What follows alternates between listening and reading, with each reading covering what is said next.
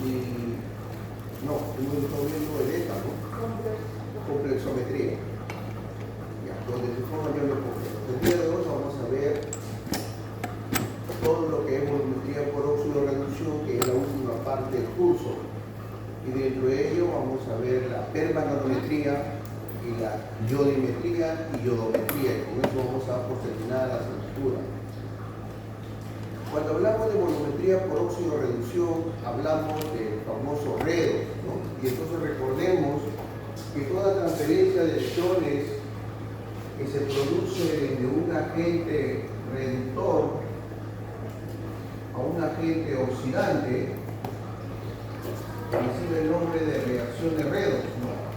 Entonces, toda reacción que se produce de un agente reductor a un agente oxidante recibe el nombre de redox.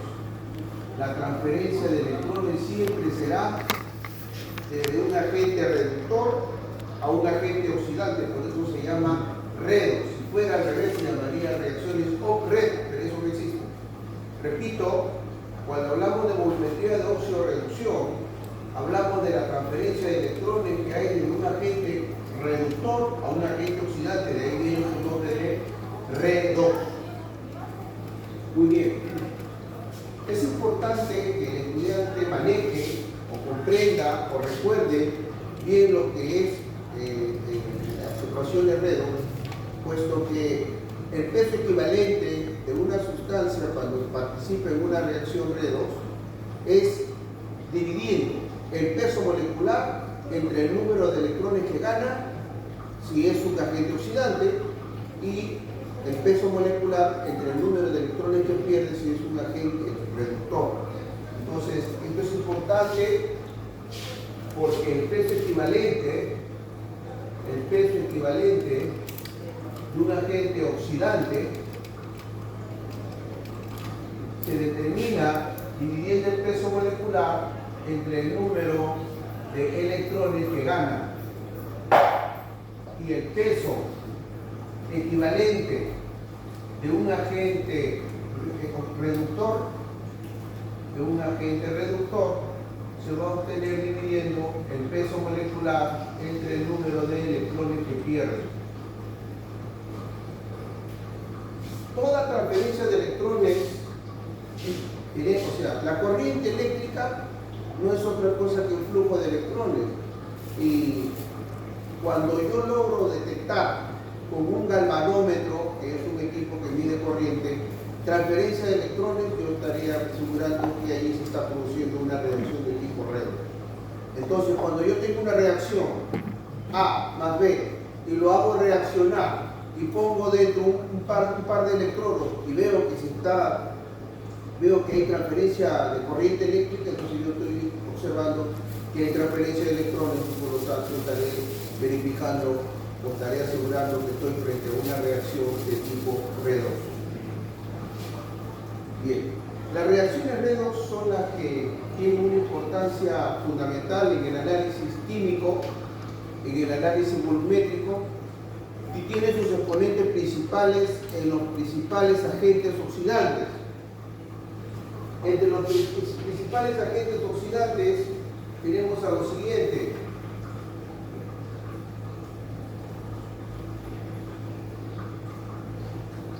Y entre los principales agentes reductores tenemos también a los siguientes. Un agente oxidante tenemos a los cromatos, a los bicromatos, ¿sí? Tenemos a los cromatos, a los bicromatos, tenemos a los iodatos, tenemos a los bromatos, ¿no? Tenemos a los permanganatos, entre los más importantes. Tenemos al peróxido de hidrógeno también, que actúa como agente oxidante y agente reductor. Tenemos a los halógenos cloro, bromo, yodo, entre los más importantes. Luego tenemos, entre los agentes reductores también comunes, tenemos al sulfato ferroso, tenemos al fierro como metal, tenemos al oxalato de sodio,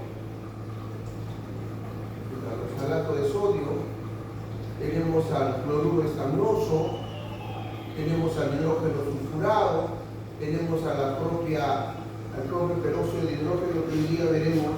Este peróxido de hidrógeno a veces actúa como agente oxidante y a veces actúa como agente reductor. Bueno, esos son los más importantes agentes reductores.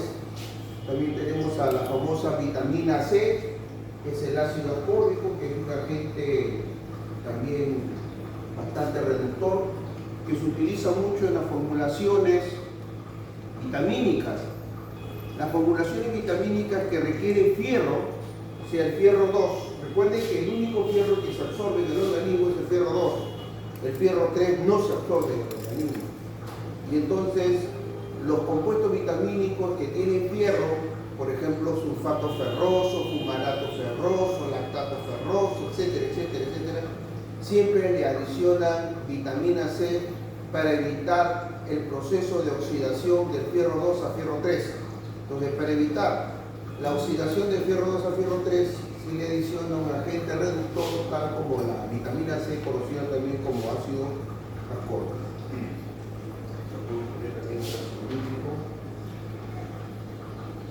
Muy bien. Muy bien. Teniendo claro entonces eso, podemos nosotros esquematizar lo que es la oxidorreducción.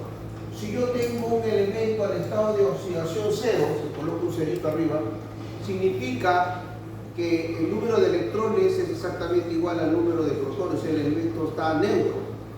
Si ese elemento neutro pierde electrones, si ese elemento que está neutro, que tiene igual número de electrones, igual número de protones y de electrones, pierde electrones, entonces vamos frente a un fenómeno químico llamado oxidación. La oxidación es la pérdida de electrones. Cuando hablamos de oxidación, entonces hablamos de pérdida de electrones. El elemento se dice que pierde electrones, o más propiamente cede electrones. Más que lo que perder es ceder electrones. El elemento que cede electrones, se dice que el elemento se oxida. Se dice que el elemento se oxida.